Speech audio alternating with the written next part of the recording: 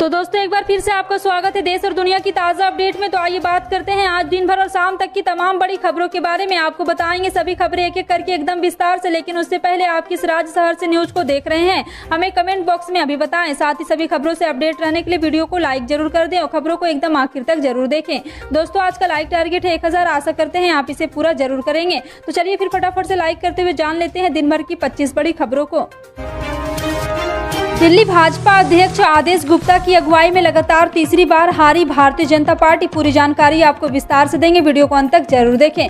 बता दें कि दिल्ली नगर निगम उपचुनाव के बाद राजेंद्र विधानसभा उपचुनाव में भाजपा को मिली हार से प्रदेश नेतृत्व पर सवाल उठने लगे हैं। पार्टी के लिए सबसे ज्यादा चिंता की बात वर्षों से उसके समर्थन माने जाने वाले मतदाताओं का उससे दूर हो जाना है। इस स्थिति में पार्टी नेतृत्व की रणनीति और संगठनात्मक गतिविधियों की समीक्षा और सुधार की जरूरत बताई जा रही है, जिससे कि भविष्य के चुनाव में प्रदर्शन सुधर सके। बता दें कि विधानसभा में मिली हार के बाद भाजपा नेतृत्व ने जून 2020 में उत्तर पूर्वी दिल्ली के सांसद मनोज तिवारी की जगह आदेश गुप्ता को प्रदेश की जिम्मेदारी सौंपी थी, लेकिन उम्मीद की गई थी इससे पार्टी में गुटबाजी दूर होगी और संगठन जमीन पर मजबूत होगी, लेकिन स्थिति सुधरने की जगह बिगड़ती चली गई।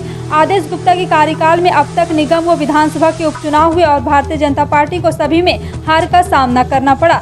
मार्च 2021 में 5 निगम वार्डों में उपचुनाव हुए थे और भाजपा को सभी वार्डों में पराजय का सामना करना पड़ा। जी हां, आपको बता दें कि लगातार दिल्ली में भाजपा को हार का मुंह देखना पड़ रहा है और शालीमार बाग भाजपा का मजबूत गढ़ माना जाता था और उपचुनाव से पहले पार्टी का इस वार्ड में कब्जा था। उपचुनाव में पार्टी वह वार्ड भी गंवा दी। निगम में पार्टी की सत्ता होने के बावजूद एक भी वार्ड नहीं जीतने पर कई नेताओं ने सवाल उठाए, जिसे नजरअंदाज कर दिया गया और इसी से माना जा रहा है कि भाजपा की नींव अब गिरने वाली है।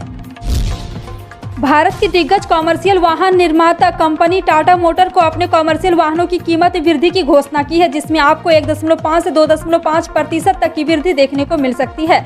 ऐसा करके टाटा मोटर्स ने अपने कस्टमर को एक बार फिर से झटका दिया है। आपको बता दें कि कंपनी द्वारा बढ़ाई गई कीमतें अलग अलग मॉडल और वेरिएंट के हिसाब से अलग अलग देखने को मिलेगी। ये सभी बढ़ी हुई कीमतें 1 जुलाई 2022 से लागू हो जाएगी। मौसम विभाग के पूर्वानुमान के अनुसार दिल्ली में मानसून जल्द दस्तक दे सकता है। इसके साथ ही मौसम विभाग ने हिमाचल प्रदेश, उत्तर प्रदेश और मध्य प्रदेश में बारिश की संभावना जताई है।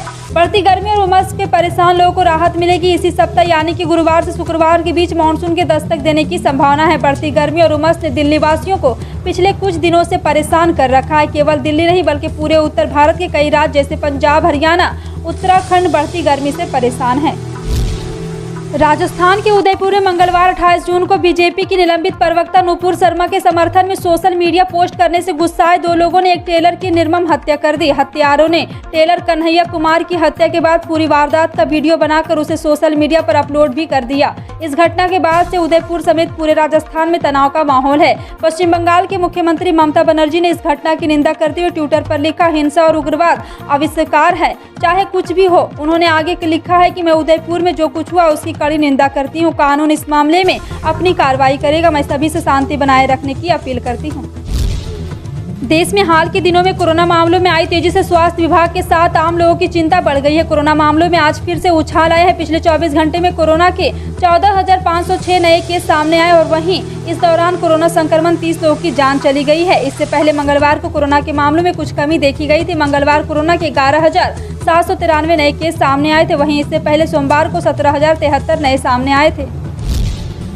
इंडियन रेलवे दुनिया की सबसे बड़े रेल नेटवर्क्स में शामिल है। हर दिन ट्रेनों के जरिए बड़ी संख्या में लोग ट्रेवल करके अपने गंतव्य स्थान को पहुंचते हैं। ऐसे भारतीय रेलवे के आदेश के आम लोगों की लाइफलाइन माना जाता है। हर दिन रेलवे द्वारा हजारों ट्रेनों का संचालन किया जाता है, जिसके जरिए बड़ी संख्या में लोग ट्रेवल करते हैं। यात्रियों की बड़ी संख्या को देखते हुए रेलवे भी उनकी सुविधा का पूरा ध्यान रखता है, लेकिन कई बार अलग अलग कारणों से ट्रेनों को रद्द, डाइवर्ट या रिशेड्यूल किया जाता है। इससे यात्रियों को भारी असुविधा का सामना करना पड़ता है। जी हाँ, आपको बता दें कि आज के दिन यानी कि 29 जून 2022 को रेलवे ने कुल 169 ट्रेनों को रद्द कर दिया है। वहीं कुल 10 ट्रेनों को आज रिशेड्यूल किया है। इसमें पटना, वाराणसी एक्सप्रेस, कानपुर और यदि लगातार कई ट्रेनें शामिल हैं।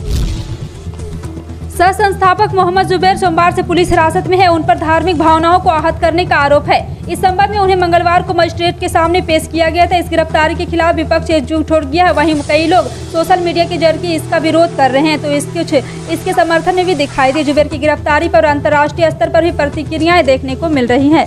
संयुक्त राष्ट्र प्रमुख एंटोनियो गुटेरेस ने कहा है कि किसी पत्रकार को अभिव्यक्ति की आज़ादी के लिए गिरफ्तार नहीं किया जाना चाहिए। संयुक्त राष्ट्र प्रमुख एंटोनियो ने मंगलवार को मीडिया ब्रीफिंग के दौरान पूछे गए सवाल पर कहा, दुनिया भर में किसी भी स्थान पर यह बहुत महत्वपूर्ण है कि लोगों को स्वतंत्र रूप से खुद को व्यक्त करने की अनुमति दी जाए। पत्रकारों को स्वतंत्र रूप से और बिना किसी उत्पीड़न के धमकी के खुद को व्यक्त करने की उम्मीद है।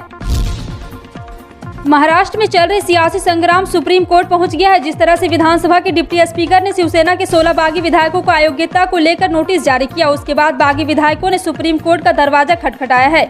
इस बीच बड़ी खबर यह सामने आई कि बागी विधायकों ने अपनी याचिका में कहा है कि हमने महाविकास अघाड़ी की सरकार से अपना समर्थन वापस ले लिया है। ऐसे में दावा किया गया है कि महाविकास अघाड़ी सरकार अल्पमत में है। हालांकि ये देखना दिलचस्प होगा कि क्या सुप्रीम कोर्ट इस पर कुछ टिप्पणी करेगा। आपका इन सभी खबरों पर क्या कहना है, कमेंट सेक्शन में टाइप करके जरूर बताएं। इसी तरह की पल पल की अपडेट जानने के लिए जुड़े रहें आप अपने हेडलाइंस न्यूज के साथ। मिलते हैं अगली बड़ी खबर में, तब तक के लिए जय हिंद।